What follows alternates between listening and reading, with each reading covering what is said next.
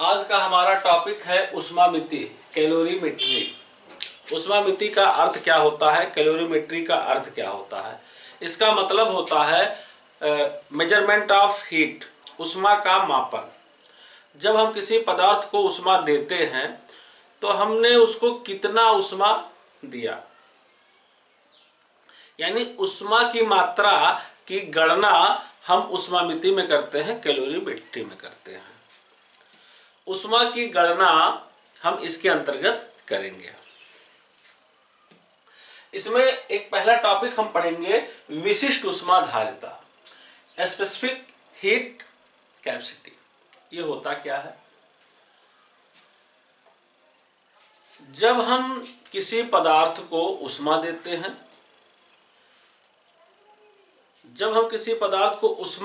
हैं, तो इससे उसके ताप में वृद्धि होता है।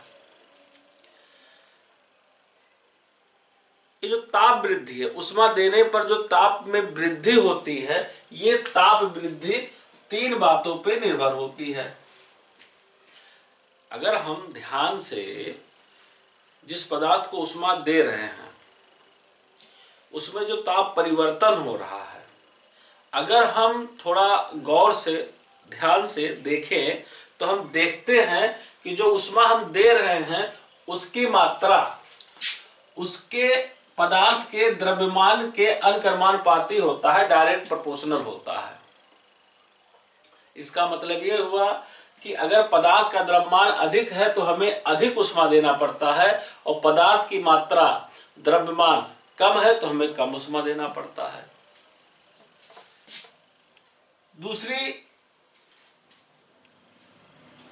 दूसरा महत्वपूर्ण पॉइंट हमें क्या वहां दिखता है? हमें दिखता है कि दी गई ऊष्मा ताप परिवर्तन के भी अनुक्रमानुपाती होता है, यानी उस पदार्थ के ताप में अधिक परिवर्तन करना अगर है तो हमें अधिक ऊष्मा देना पड़ता है, और अगर ताप परिवर्तन कम करना है तो हमें कम ऊष्मा देना पड़ता है। साथ ही साथ हम ये भी देखते हैं कि दी गई ऊष्मा, पदार्थ को दी गई ऊष्मा उस पदार्थ के प्रकृति पर भी निर्भर होता है। पदार्थ के प्रकृति पर भी निर्भर होता है। पदार्थ के प्रकृति, नेचर ऑफ मैटर पर भी निर्भर होता है। जैसे तेल को गर्म करने के लिए हमें कम ऊष्मा देना पड़ता है, और पानी को गर्म करने के लिए हमें अधिक ऊष्मा देना पड़ता है। अगर इन बातों को हम एक साथ कहें तो इसको हम लिख सकते हैं Q अनुक्रमानुपाती M into delta T। अगर हम ये अनुक्रमानुपाती चिन्ह हटाएं तो एक नियतांक आता है। इस नियतांक को हम यस या सी से इंडिकेट करेंगे। हम यहाँ यस से इंडिकेट कर रहे हैं, एनसीईआरटी ने एस से इंडिकेट किया है, तो इसको हम लिखेंगे एस एम डेल्टा टी। ये जो यस है, ये जो नियतांक है, इसी नियतांक को हम लोग कहते हैं विशिष्ट ऊष्मा धारिता। अगर हम इसका वैल्यू निकालें तो S equal to Q by M into delta T। ये जो यस है, यही यस विशिष्ट ऊष्मा धारिता है।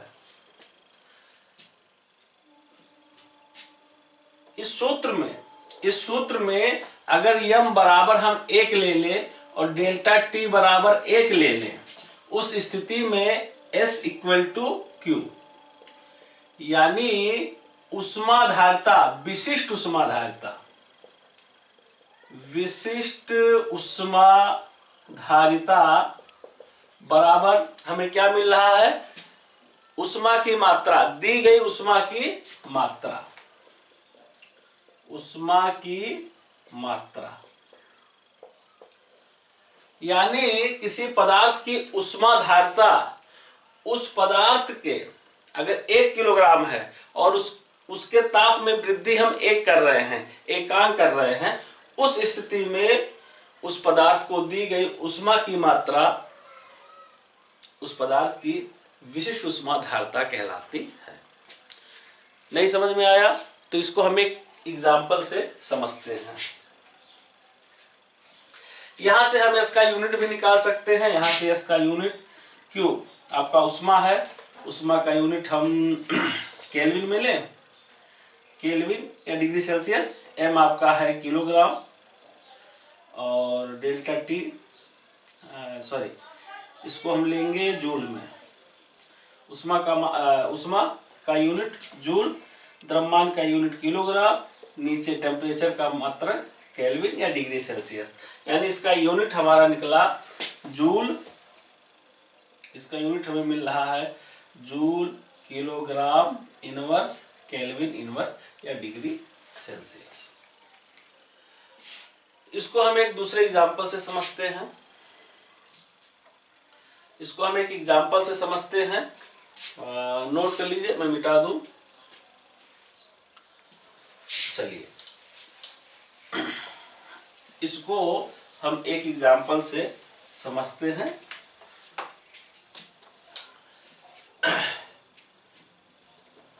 हम एक तरफ ले रहे हैं उष्मा की मात्रा, उष्मा की मात्रा। हमने अभी देखा कि उष्मा की मात्रा ही विशिष्ट उष्मा होती है, विशिष्ट उष्मा धारिता होती है। यानी इसको हम यहां लिख सकते हैं विशिष्ट उष्मा धारिता। लेकिन ध्यान दीजिएगा, एक कॉलम बना रहे हैं। उष्मा की मात्रा को विशिष्ट उष्मा धारिता कब कहते हैं? जब द्रव्यमान 1 हो, ताप वृद्धि 1 हो। तो यहां हम लिख रहे हैं द्रव्यमान, एक दूसरा कॉलम द्रव्यमान का बना रहे हैं, अगला कॉलम ताप वृद्धि का बना रहे हैं, और तीसरा कॉलम हम बना रहे हैं पदार्थ की प्रकृति पर, पदार्थ की प्रकृति। यानी ये कॉलम आपका बन रहा है स्पेसिफिक हीट,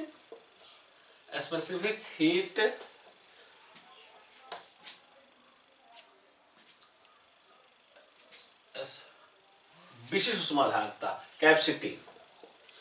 ये कॉलम है मास का, ये है ताप वृद्धि डेल्टा टी का, और ये कॉलम है नेचर ऑफ मैटर। ध्यान दीजिएगा, उष्मा की मात्रा को ही विशिष्ट उष्मा धारिता कब कहते हैं? जब द्रव्यमान 1 हो और ताप वृद्धि 1 हो। तो ये हम हमेशा 1 लेके चलेंगे। अब हम मैटर लेते हैं। मैटर में सबसे पहले हम मैटर लेते हैं, किसका लेते हैं? चांदी ले लो, चांदी। यानी अगर हम 1 किलोग्राम चांदी ले और उसके टेम्परेचर में 1 डिग्री सेल्सियस की वृद्धि करें, तो हमें 236.1 जूल उष्मा देनी पड़ती है। अगर हम 1 किलो चांदी ले और उसके टेम्परेचर में 1 डिग्री सेल्सियस या 1 केल्विन की वृद्धि करें, ताप वृद्धि आप जिसमें एनसीईआरटी ने लिया है, एनसीईआरटी ने केल्विन में लिया है, तो ये ताप वृद्धि, ये जो द्रव्यमान है ये किलोग्राम में है और ताप वृद्धि केल्विन में है। अगर 1 किलो चांदी के टेम्परेचर में ये ताप में 1 डिग्री केल्विन की वृद्धि करे, तो हमें इतना जूल उष्मा देनी पड़ती है।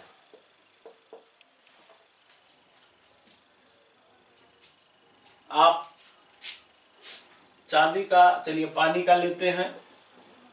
पानी हमने लिया है कितना? 1 किलो 1 kg। उसमें उसके ताप में वृद्धि करने जा रहे हैं 1 केल्विन का। अगर आप 1 किलो पानी लीजिए, पानी अगर हम 1 किलो ले और उसके ताप में हम वृद्धि करें 1 केल्विन का, तब हमें उष्मा देना पड़ता है 4186 जूल। यानी पानी की विशिष्ट उष्मा धारिता 4186 जूल है, जबकि चांदी की विशिष्ट उष्मा धारिता 236.1 जूल है। इसी प्रकार कुछ और आंकड़ा हम ले सकते हैं, जैसे तांबा ले सकते हैं, कॉपर।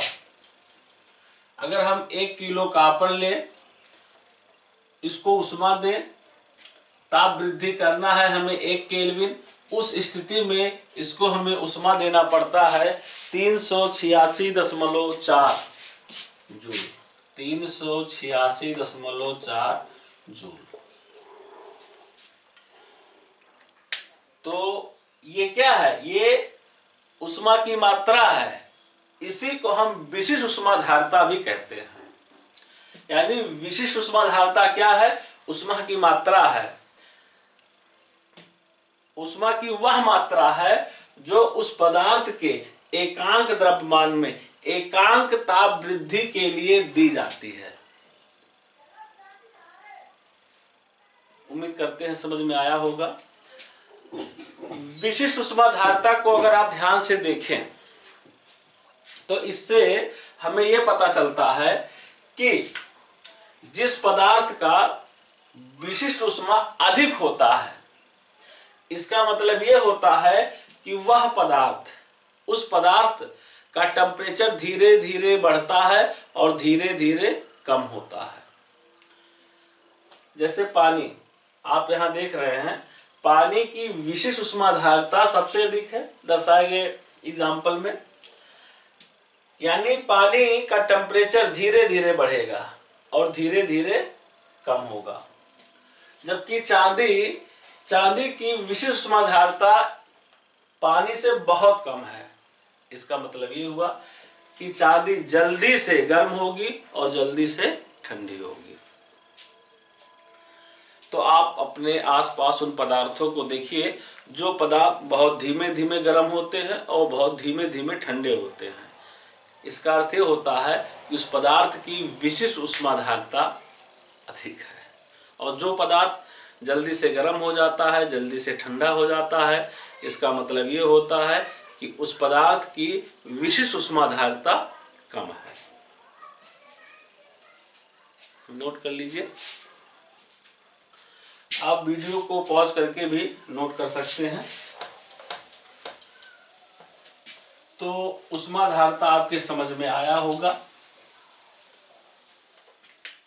अभी हमने देखा कि जो उष्मा हम दे रहे थे किसी पदार्थ को, किस लिए दे रहे थे? ताप परिवर्तन के लिए।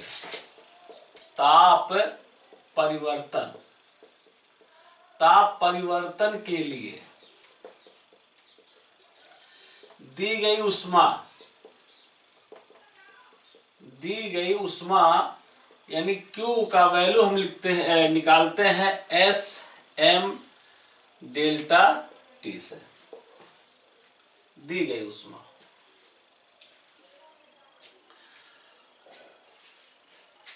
हमारा अगला टॉपिक है कैलोरीमिति का सिद्धांत।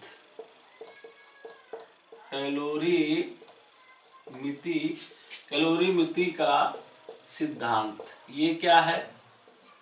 कैलोरीमिति का सिद्धांत कहता है, आप अक्सर देखते हैं, दो वस्तु ले लीजिए। एक वस्तु है, चलिए मान लेते हैं A, दूसरी वस्तु है B। इनका टेम्परेचर, इनका ताप अलग अलग हो।